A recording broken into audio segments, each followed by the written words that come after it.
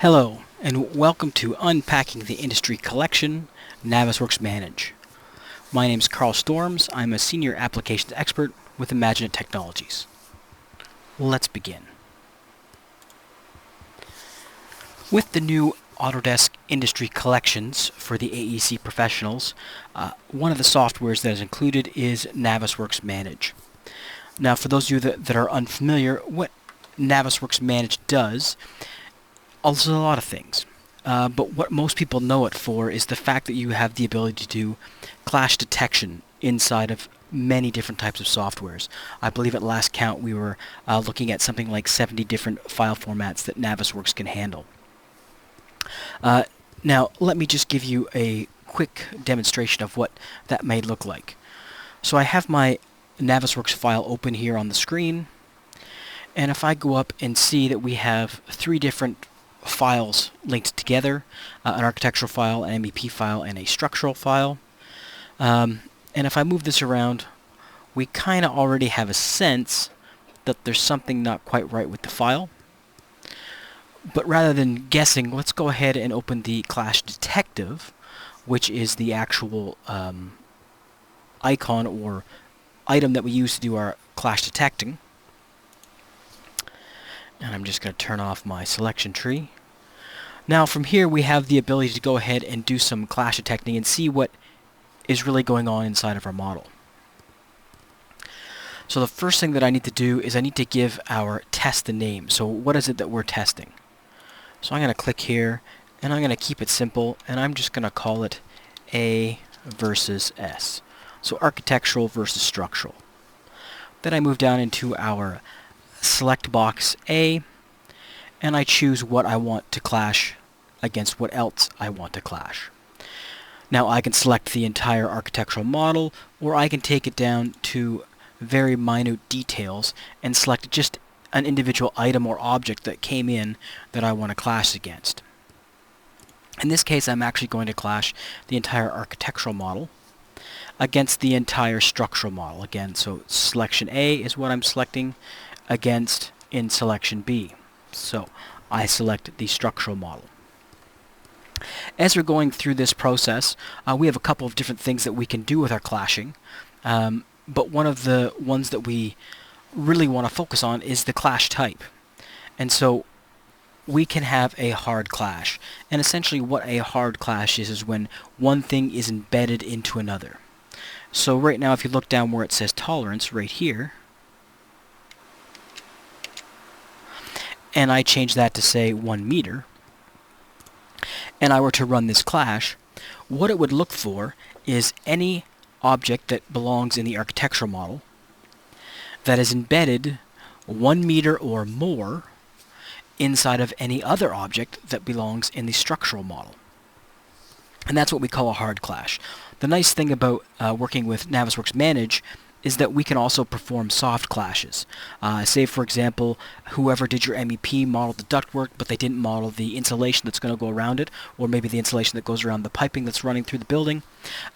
We can do a soft clash that would basically say, this is a soft clash. We know that there's actual pipes inside there, but we didn't model the 2 inches of insulation that's going to go around them.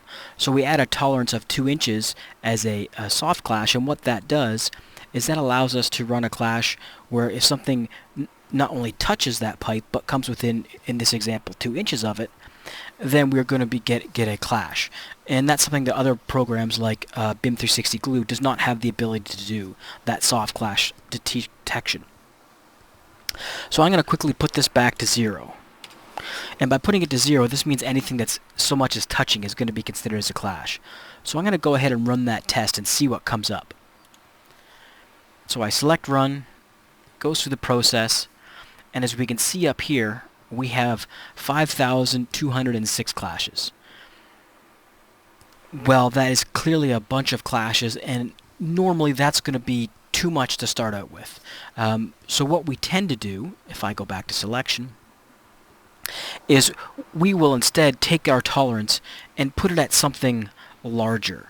And again, the idea here is by putting it at something larger, more embedded, if you will, we're going to deal with the low-hanging fruit first. We're going to deal with the big clashes and work our way down to the small clashes. So let's see what 0.5, so half a meter, looks like.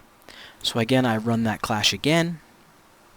So now we're down to 158 clashes. This is a little more manageable and something that we could probably deal with.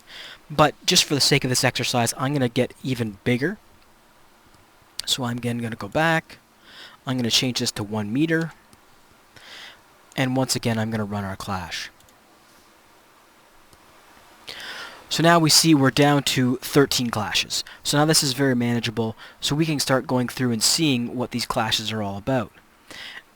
And if I select on this, you'll see that it zooms out and zooms in to show me where that clash is. And if I make this dialog box a little bit smaller, I go to clash 12. Again, it shows me where that clash is. If I scroll this back out again, inside here we can do some little things. So perhaps we want to see this in context. So I can say view all and say view, and it sort of shows me the whole entire process. And again, we go back from one, and it shows what is clashing with what else. Now, what we can do inside here, and I'll do a few things real quick just to show you, you'll notice that we have 13 clashes and that they are orange in color. And you'll see status means active.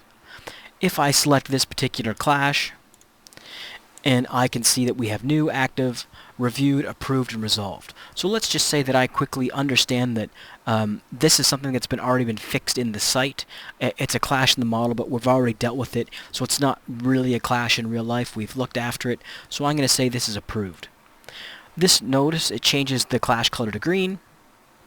It shows that I'm the one that made the clash, that said it's approved, and when it happened. If I were to select something else, let's just, for example, say this guy, and it's not approved, but I'm going to say resolved.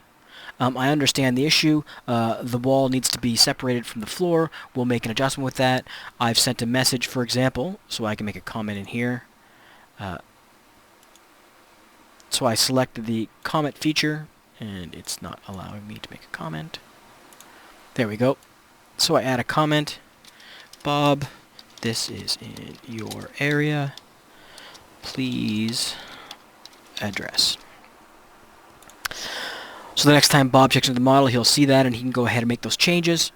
And we're going to assume that Bob's going to make those changes before next week's update. Now, if for some reason Bob doesn't make those changes, we'll see what happens. So if I go back to my select, and I'm going to make the tolerance just a little bit less so that I get a few new clashes when I do my results. So I run my clash, and you'll see I now have 21 clashes, but you'll see 9 are new, so ones that I just got from that new clash. 11 active, 0 reviewed, 1 approved, so the one that I approved is still green and at the bottom, but you'll notice the one that I did that I changed, number 6, here's the comment that I added, has gone back to a new clash. So that's one of the big things to keep in mind is the difference is that if you have a resolved clash, the next time you run your clash detection, it's going to look to see if that's really been resolved, and if not, it's going to call it a clash again.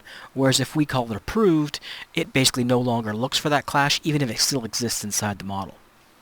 Now, one of the other things that we can do with clash detection, if I select this, and if I select clash 11, you'll see there's a duct running into there, another one, another beam running into there, 3. So really, all of these 9, so from 9 to 13 are really all the same clash. So one of the things that we can do is we can add a new group,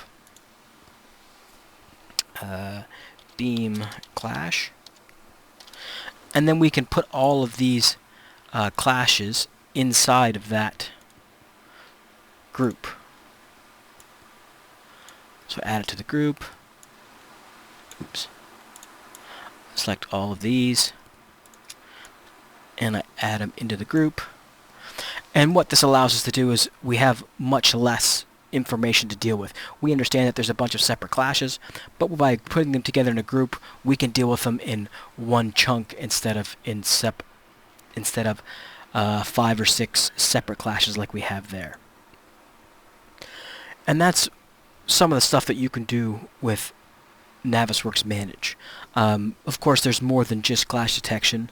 We have the ability to do a timeline feature where we can take our 3D content and marry it with our project schedule for a 4D timeliner.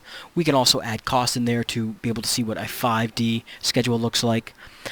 We have the ability to do quantification inside of Navisworks Manage, so we could do 2D and 3D takeoffs, as well as virtual takeoffs using this tool. We also have the ability to do high quality renderings, perhaps not cinematic quality like you'd see in 3D Max, but a very good render that can be done quickly, as well as adding animation and scripts to those renderings, so that as we're navigating through the project we can see things change and move, doors open, conveyor belts start to move as we're working inside of Navisworks Manage.